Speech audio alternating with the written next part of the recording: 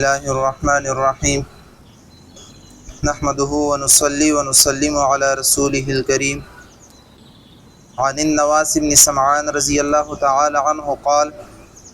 سألت رسول الله صلى الله عليه وسلم عن البر والإثم فقال البر حسن الخلق والإثم ما حاك في صدرك وكرهت أن يطلع عليه الناس أو كما قال عليه الصلاة والسلام. नवास इब्न समआन रजी अल्लाह ताला अन्हु फरमाई कि नबी अलैहि वसल्लम ने तपोस वकल निकई और गुनों पर वरी की या रसूलुल्लाह द निकई च शैदा और गुनों त शैदा नबी अलैहि वसल्लम रतो फरमाइलो अलबिर हुस्नुल खुलुक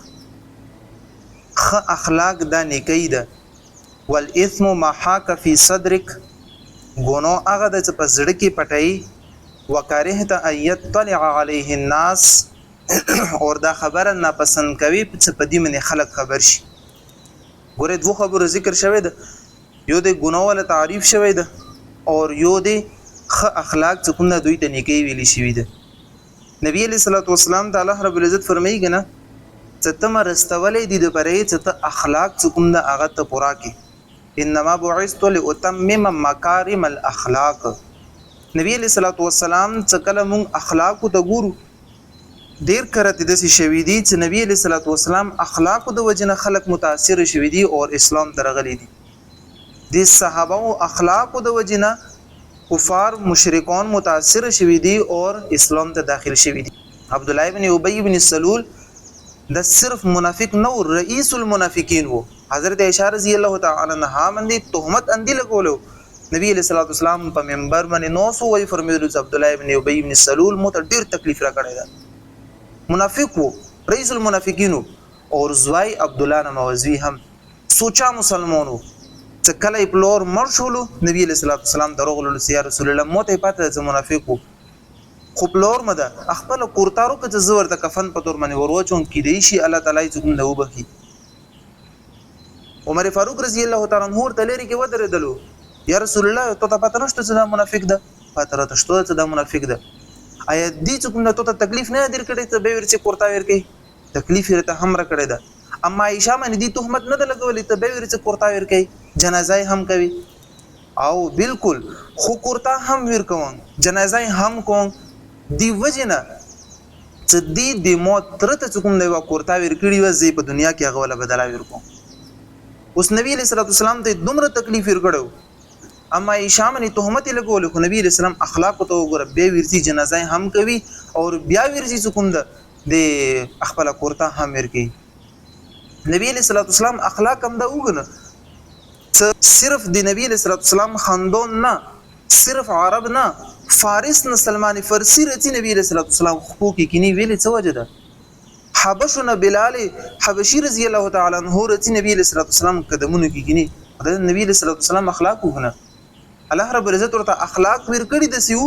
چې خلق به کوم د نبی علیہ الصلوۃ والسلام ترتللو او نبی علیہ الصلوۃ والسلام په مجلس کې به کېنستلو متاثر بشلو او خپل کوم غلط دین به خپل کړو هغه پرې دول نبی علیہ الصلوۃ والسلام باندې ایمان وروړو. نبی علیہ الصلوۃ والسلام فرمی دا هم ایوانی کید چې خ اخلاق استعمال کا. اوس جن کرته د سی وی چې یو انسان مزاج نډیر زیات تیز وي اوس هغه پر پکور داده چې هغه د مجلس کې خاموش پاتې کیږي. اوس پویږي چې یاره زه کچيري خبره کوم یا د خبره په منی بعد روغله نو سپکور ده چې هغه د خاموش پوت شي ځکه نبی صلی الله علیه وسلم فرمایي کنه من صمت نجا چوپ څه خاموش پوت شول دی نجات بیا مندلو. نو کچيري د سي مجلس کې ور منی خبره بعد روغله اوس پویږي که زه خبره کوم اخلاق نه بور کیږي نو هغه ته پکور ده چې خاموش پوت شي یا ورته دویمه لوجي ده چې مجلس پرې دی ځکه قران کریم کې الله رب العزت فرمایي واذا خاطبهم الجاهلون قالوا سلاما. څکله جاهلانو ته مخامخ شي کنه جاهلانو سره عام نسم نشي بس به ورته سلام کوه چاتر باس ور سره ما کوه کاغه پارټي بزي باس کوي کاغه دی کې دی باس کوي کاغه د تشي باس کوي ته تر پڅه مجلس بدلوا او خپل ځون د چکم د محفوظ کوه دغه اخلاق دي. هغه دومره ده کچېره یو انسان ته عقیدې ته چکم د غلطي انسان قران کریم ته هغه بد ردی یو انسان یا یو انسان کوم د المنځ په خبرې کې اوس ته چیرې اخلاق د دې چې زه خاموش پاتې شم دا اوس اخلاق نه دي. اوس اخلاق د دې چې په خولي چپېړه ورګه اوس اخلاق د دې چې څه ګستخی وکم مردوريګه دا اوس اخلاق دي رمخته شي نږدې شي لکه یو منګور یو پیر سره بیت کولو پیر ورته ویلو چې بیت خو در سره بیت خو درنه خلنګي خو دره د چوک بچی چینا بیت تر وخستلو اوس لګې دی په لارې من روان د کوړو کې دا پچپلی ولي ککټا دا پچپلی ولي چوګي پکون ولي چې کله پیر ته به حاضر شو ته چل ته خپل گنجای بنجا شوی او تور ته چوک بچی چینا مو در تیرو چینا خو خرش پرش خو بورمندې کوي کنه تاسو خوانه د ځان سخیر سلخان جوړ کی چې بس به چوک درته چی او تور د غلې پته کې نه کچېری دین په خلاف خبر رسي به اخلاق دانه څخه خاموش پدې شي اور ګناه په بری کې نبی صلی الله علیه وسلم فرمایي ګناه ته شهیدم ګوره یو ګناه غده چې قران کریم کې دا غوله تصریح شوی ده حدیثو کې دا غوله تصریح شوی ده اوس دا خو ګناه ده کچېری داسې و ګناه ده چې حدیثو کې تصریح نشته ده یا قران کریم کې غو تصریح نشته ده بیا دا غوله تعریف دا ده چې ته پزړه کې یو عمل کوي پزړه کې پټوي اور په دې ویری کې څه خلک رانه خبر نشي اوس کچېری زړه کې دغه قسم ته اشکال وو چیرې دا ز کوم خو څه خلکو نه پټه وکم بس دا اوس ګناه ده څه دا ز کوم خو چوغور منی خبر نشي اندا اوس ګناه ده دین ځون وسته